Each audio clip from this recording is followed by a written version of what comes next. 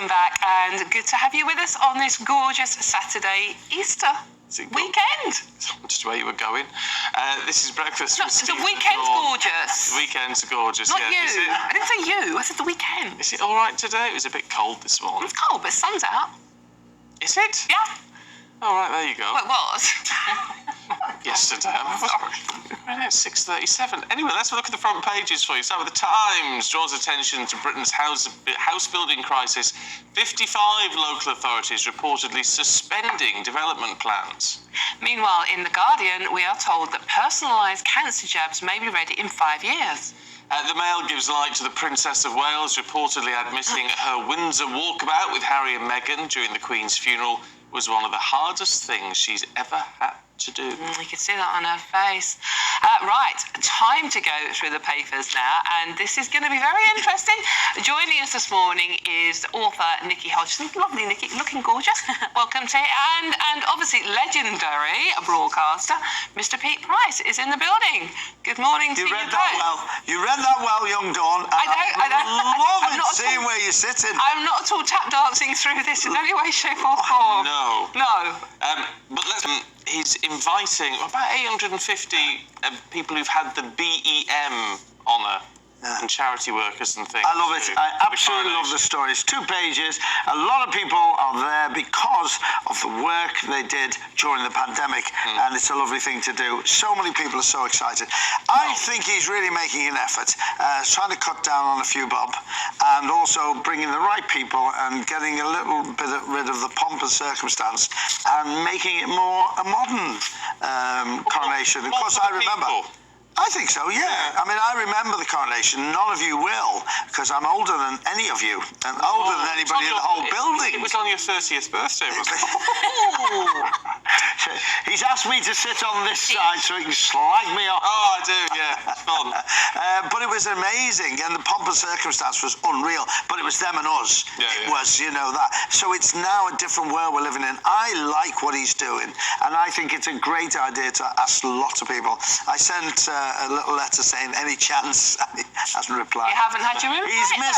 He's missed me. But it's a lovely feel-good story. It's just about all the different type of people that are going, and I think it's lovely. I think it's nice. I do. It makes it more in touch with the ordinary people, and I think that's what Charles wants to do. King Charles, sorry, that's what King Charles wants to do, doesn't he? He wants to be a people's king. Yeah. And actually, unlike the Queen, who was slightly distant, be more in touch.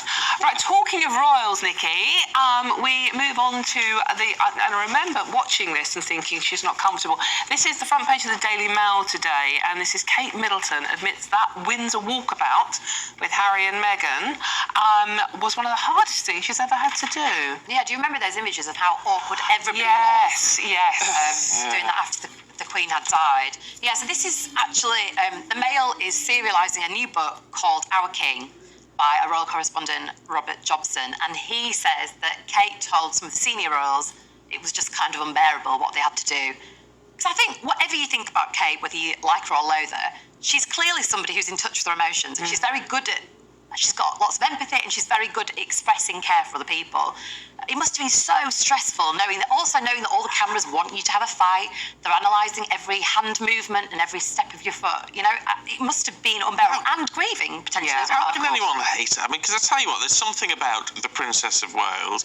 By heck, doesn't she suit that title? Oh, yeah. She carries it really well. So elegant. She just comes across, I mean, I've never met her, but she comes across as just such a lovely person. I don't know. Yeah. Well, I mean, do you remember the author Hilary Mantel before she died writing that piece about her saying, she's basically kind of like a doll, and she's just kind of a figure, a figure for the family, and she isn't her own person, but I don't think that's true at all. I don't. Do you know what I hate? All these serialisations of books, and a royal correspondent said something, and of course they can't answer back. And if they answer back, the royals, you've got the front page for the next 12 years. Yeah. That's why they don't. Yeah. Well, some of them do now, don't they? To be fair, Pete, if you get that in this kind of book with somebody who's got a long history of reporting on the royal family in a certain way, you can almost quite sure that it probably has come from her, because they are very careful about what they say, knowing it will always get to another source eventually. Yeah, They're trained to think about that. Yeah, I'll tell you what, and Robert Jobson is so well respected. Yes. He won't want to risk his own reputation. Definitely not. Yeah. But I get your point. Yeah, it's just, it's all... I loved, once again, talking about the age thing, I loved in the old days when the royals were there and we weren't, and you wondered if they ever came out to see the real world, and then we found out the Queen did come out. And not the Queen didn't come out. Can I take that back? She didn't come out. Nothing like... I'm getting me dig the hole. Why did you Stop digging. Stop digging. Really dug the hole. The first rules of holes. She mixed with the masses. She mixed with it, but it was them and us again, and it was weird. But now, you can bump into them in a restaurant. It's marvellous. I bumped into Princess Margaret Did you? at Cleo Lane's party. I'd had a drink, and I walked in, and she was sitting behind the couch. You look like Princess Margaret. What did she Her say? face was a picture. Luckily, she'd had a drink, so it didn't really matter. And we became mates. Did you? Not mates, Well, only no, the but party. yeah. She'd never Yeah. remember me again. No. She pushed me out you the weren't window. invited- His mates. Invited down to Mystique and sort of like cocktail parties on the That beach. wasn't a good. That was quite a good name drop for the start. Of the It morning, was, yeah. wasn't it? You're a name dropper, though. We know that. Sticking with the royals, actually. Theme here. All the king's horses. Yes. As it were, in the Guardian.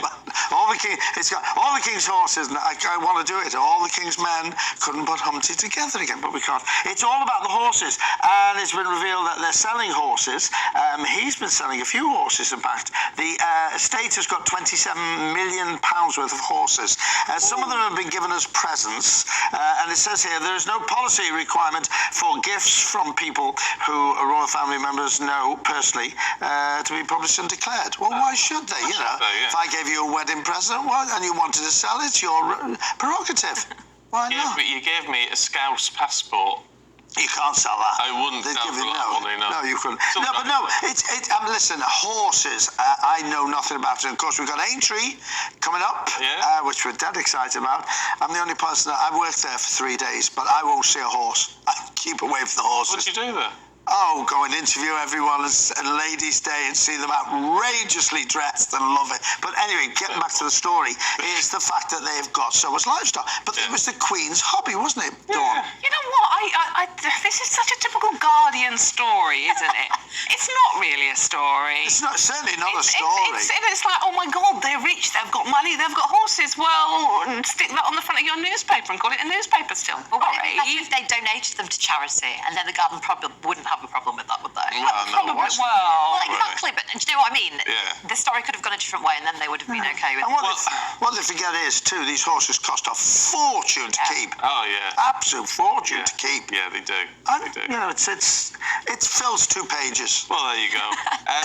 In the Independent, Nikki, we did a lot on this yesterday, and again today, actually, because not only has Rishi Sunak been fired upon, quite literally, by the Labour Party yesterday, they've doubled down, they've done it again with a different issue. Keir Starmer's under pressure to get rid of this and to apologise. You don't get the impression they're going to do it. No, you don't. I mean, I was sort of thinking back to when I was a child in the 90s, and do you remember that Blair Liar post that was very famous? Yeah. All that caused, and that was seen as, pushing the boundaries too far of political campaigning. But I do think this is in very poor taste. And it's interesting that David Blunkett's actually written in the Mail today, sort of saying that we would have never let that happen when I was in. And also, when you mix the issues to do with with law being made and Rishi Sunak being personally responsible, you really are confusing the public. It's very misleading. So, I mean, I just think it's very poor taste, especially if you're a victim of child sex abuse. Yeah. I think it's really, really. It's just so hard. It's one thing to criticise the government. It's another thing to say that the Prime Minister personally thinks. Of course, which he obviously doesn't. No. So I just think, they've pushed it too far, and it's gonna bite them. This, I think, it's very, very stupid. I don't know who signed it off. No. Well, I mean, look, if the buck stops with the leader, then That's what they were saying yesterday. Yeah. Yeah. Well, the very advert implies that the buck, even though our Rishi Sunak was our hedge fund manager when all this, their figures were used, but they're saying, well, the buck stops with him as Prime Minister. Well, okay, if you apply that to these adverts and the Labour Party, the buck stops with Keir Starmer. It's very American, very Trump-esque. It's I think it's horrible. It's not a road to Forget go the down. politics. Say again? It's not the road to go down, is it? I don't No, think and so, also, but it's going to go down that road. You can see it now. Yeah. They're feeling their way in to see what's going. It's going to be a messy when it all comes to fruition. When we have our next budget, have the general election. The general election. That will you know. be. But the irony is, of course, that Keir Starmer was actually Director of Public Prosecutions and did have some Sway on it. responsibility and sway around these kinds of prosecutions and guidelines. So, it just seems very, very silly to me. They've been putting that clip in of Boris saying about that man, and I won't even say his name. Yeah. Horrible man. Well, exactly. Gary on that one. Hi, Gary says, I think it's awful, but if Starmer wants to go this way, then maybe the Conservatives should put out a poster with an image of Starmer saying, do you think, I'll say the name, Jimmy Savile should have been convicted for sexual crimes, Keir Starmer didn't. Which obviously is not true, but it's as true as the one they've put out about. Absolutely, yeah. Because Boris Johnson accused Keir Starmer of that situation, didn't he? It is not true, but then again, nor are these facts on these posters, are they? Pete, the Times. Yep. Housing targets have been scrapped. Yeah, not in my backyard. The country is facing housing building crisis after 50 local authorities have scrapped their plans to target, warning the government's going to reform the situation. Yeah. What is it? NIMBY. NIMBY cards. What annoys me, excuse me, so I live in Merseyside. I live on the Wirral. No. Sorry about this. You hide the accent really well. I must get a hotel room. So, I haven't used that gag for a few years. I live on the Wirral, which is stunningly beautiful. It's a beautiful part of the world. And there are talks about building houses and Levers Causeway. There's one name, which is stunning. And there are other brown sites where they could build the houses. I think a lot of the authorities, just one example, a lot of authorities don't think properly and don't protect our country. And it's nothing to do with not in my backyard. I don't mind somebody living near me, but if it's done nicely, then fine, you know. But don't when there's lots of land, down at the docks we need to build more, but it's owned by a company that will do nothing about it. Yeah. It's a minefield, isn't it? It is. You can't keep all the people happy all the time. No. Look, we need to leave it there. Pete. Is that it? Nikki, that is it. But you're back. You'll be back. Oh, you're not throwing me out? You get our money's worth. All right. Yeah, don't go anywhere. And we'll see you a little bit later on.